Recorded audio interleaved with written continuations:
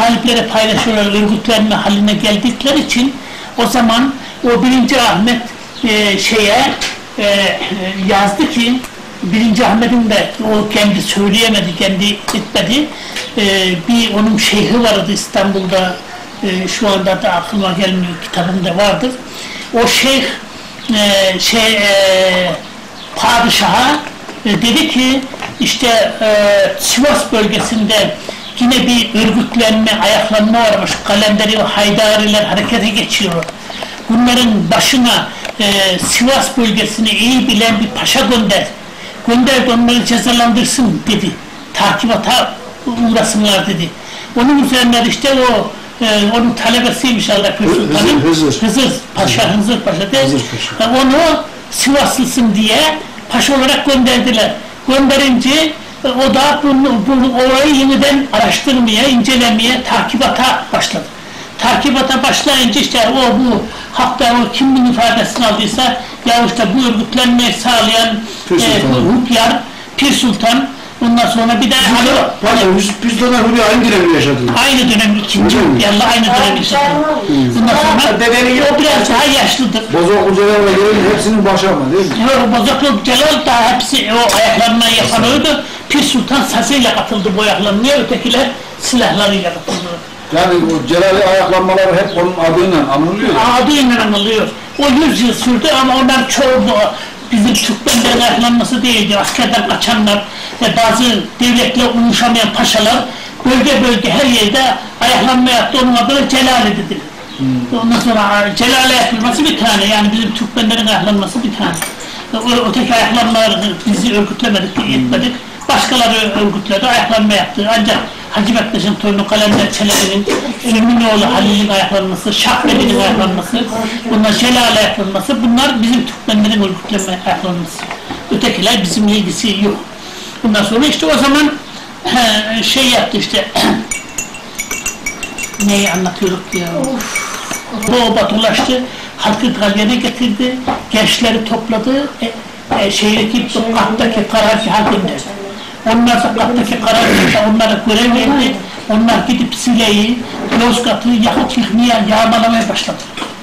Ondan sonra bu taraftan Turhal bölgesinden gidenler Sile'yi yakıp yıktı, gidip onlar pazarın bulunduğu obalara sığındılar.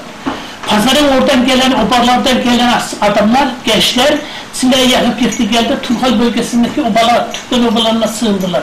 Böylelikle bir takip edip de yakalanmasınlar diye.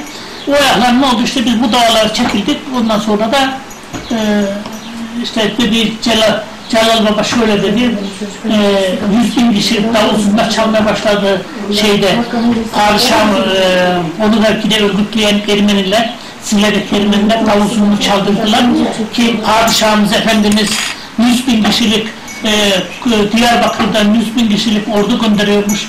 Bu ordu bu bölgede ne kadar Türk ve Türkmen varsa kesip kellelerini çuvallara doldurup İstanbul'a götürecekmişler.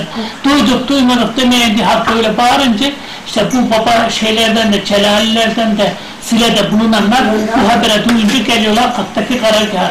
Diyorlar ki böyle böyle 100.000 kişilik ordu geliyormuş. Bundan sonra Diyarbakır tarafından Kurt ordusuymuş bunlar. Niye? Selçuklu Yeniçeri göndermiyor.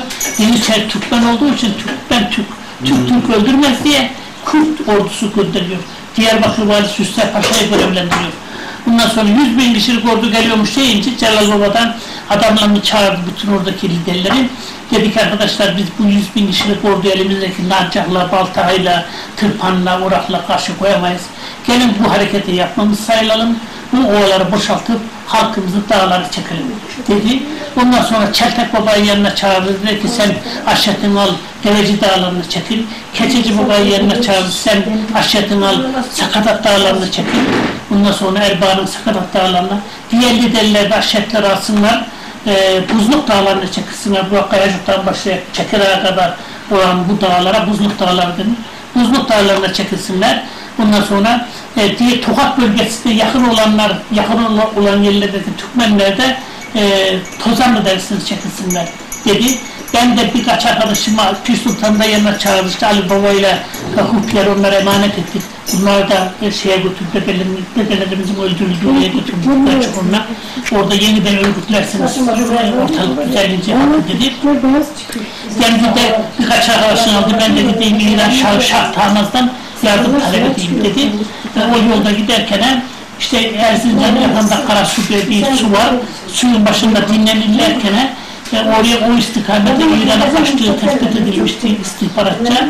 O da Yavuz Sultan Selim'in dayısıydı, Tulgadiroğlu Aşeti. Buradaki Sivas Beylerbeyi de dedi ki yakalanacak ama öldürülmeyecek dedi. Yakalanıp ama bize sağ teslim edilecek dedi. Dedi. Bunun üzerine Tulgadiroğlu'nun askerleri o Karasu'da yakaladılar. İşte Bozokçu Celal Baba'yı kellesini kestiler, padişah'a götürüyoruz diye getirdiler. Ve bu arada Tulgadiroğlu beylerine Sivas Beylerbeyi kızdı. Osmanlı ile onun aralar açıldı. Öteki sağ kurtulan orada arkadaşlarını öldürmedi, dövdü, yaraladı, verildiler. Ondan sonra ak kiralayıp getirip Bozokçu Celal Baba'nın bedenini işte buradaki Esra'ya getirdi. Onun adına da şifrelediler mezarları. Yani dediler ki halkımıza söylemeyeceğiz, pirimizin öldüğünü söyleyeceğiz ama evet. Ondan sonra mezarını göstermeyeceğiz dediler. 3-5 arkadaş biliyor, birisi bilen işte Şahveli diye, o da aynı kaza onlara. Şahveli ben bile bileceğini biliyor. Bir de burada onları getiren 3 kişi var. Böylelikle halka söylemeyeceğiz dediler. Yalnız başınız dara gelirse ille öldü diyorsunuz, mezarını gösterdiği zorla karşılaşırsanız parmağınızı bu tepeciye işaret edin, Esrah deyin. Esrah demek, pirimizin gerçek mezarı burada demek, anlamayayım. Neyse. Hakikat yönünü bilmek istersen ezeli erkanı gel kabul eyle, ilimi izvanı bilmek istersen mürşidin kılavuzu bil kabul eyle. Benden değil kulluk durma, kimsenin kalbini incitip kırma. Neden denizine söyleyip girme, aşkın kalmadığını kıl kabul eyle. Kavgada uzatır, sevgi bak, ben de eşimle dostuma kesme sohbeti. Kardeşin elinden içmese şerbetin, niyetin, zehrini kal kabul eyle.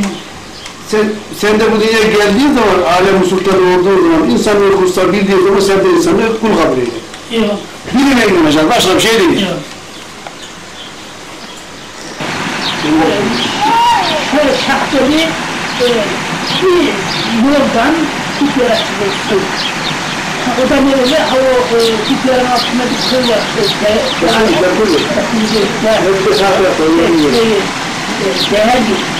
Değer yeri köyünde şahtörü.